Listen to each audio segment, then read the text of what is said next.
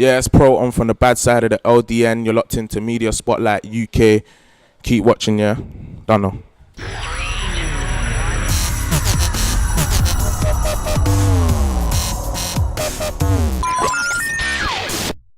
This is Media Spotlight UK, and we are here with one of the artists in Lord and the Mics. We have Proton. How's it going? How's it going, man? All good over here. Yeah. For those who don't know, tell us a brief history about Proton and how you got to now.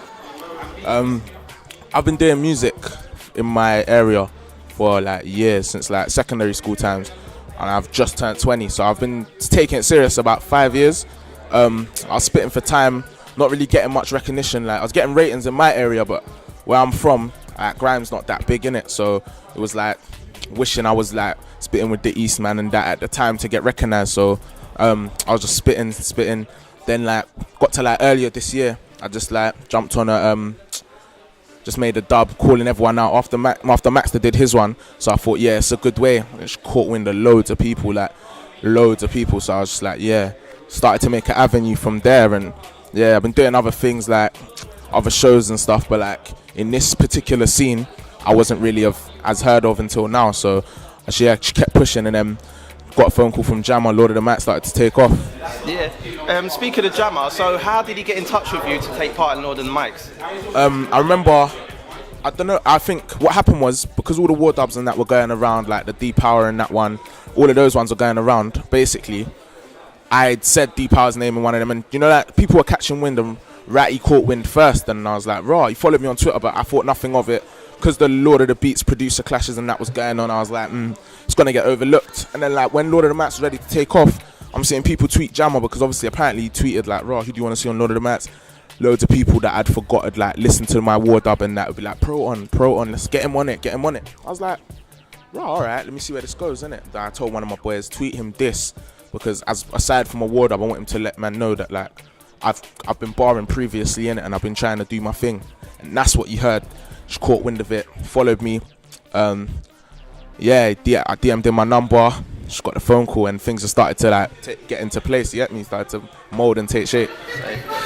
So how do you feel that the art of clashing has changed over the years? Obviously you had Kano, you had Wiley, you had Skepta taking things off. So how do you feel that it's changed over the years? It's miraculously changed. Like I don't know, man. Like before it was like you could clash 8 bars for 8 bars, and it wasn't as lyrical. It was more hype and vibes. Clashing in the raves meant more than clashing any other platform.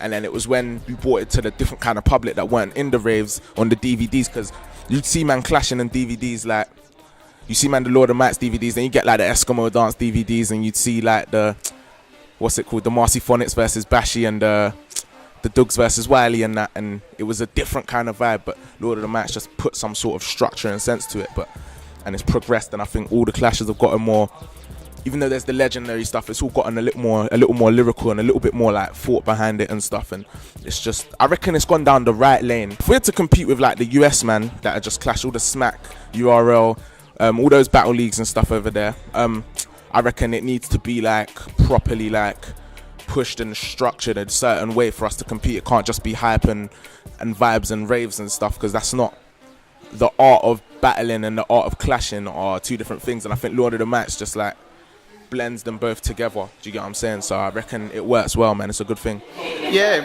weirdly you said that, because that was leading on to my next question about taking Lord and the Mics to USA, because obviously you've got such an energy, such a different, unique atmosphere when it comes to clashing in the UK. Yeah. Do you feel that the art of clashing could take things even higher if taking it to the US, where you got Don't Flop, you've got King of the Dot, you've got Smack URL? Yeah. Do you think the hype of Lord and the Mics will progress even further if taken there? It will, because I reckon that all the artists and stuff are going to get bigger. The scene's still growing, and I reckon it will get to that stage, and I think it should be global, to be fair, because there's grime fans everywhere, to be fair, innit? So, but in terms of like them being they're two different. Like at the same time, like you have like live crowds there, everyone's quiet, it's a cappella battling, but this will just bring a different kind of buzz to it. And why the Americans and that out in the States don't do that is like, it's a bit weird to me. It's like you can throw on a hard hip hop beat and man can go at it live on stage, and sort of like 8 Mile style, but a little bit more intense. Do you get what I'm saying? And a lot of these battlers and stuff should be doing that, but I think our advantage is where most of the US artists that battle can't make music, whereas over here, I reckon everyone's focused on putting tunes on the radio so much that they're clashing and stuff, but they're still in that structure of, or that mode of writing lyrics and writing songs as well. So I reckon as artists, it can do a lot more over there because, yeah, we'll be pushing as artists as well as like clashers and battle rappers and stuff. So I reckon it can do a lot more. Nice. So for Proton, what's coming up in the pipeline? Have you got your mixtapes? Have you got your EPs? Have you got your new projects coming out? Tell us all.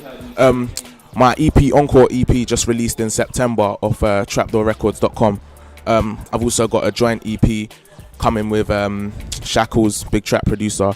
That should be in the that's in the works now, so that should be with you early next year, so like January, mid-Jan times. And I've also got my own project, Tension and Harmony, so a lot of different stuff, experimenting with things from grime to hip-hop to R&B to electronic music, just trying to merge everything, and it's just gonna build up my back catalogue a little bit more, and yeah, see where that goes. Alright, so for people out there, if you want to keep in touch with you, tell us your Twitter, your Facebook, your YouTube, tell us all. Catch me on Twitter, follow me at Proton BS, follow me on SoundCloud.com/Proton Artist, and yeah, Facebook /Proton BS, and yeah, that's about it really. Bad Side UK is the YouTube channel as well. That's the team, but yeah, that's me.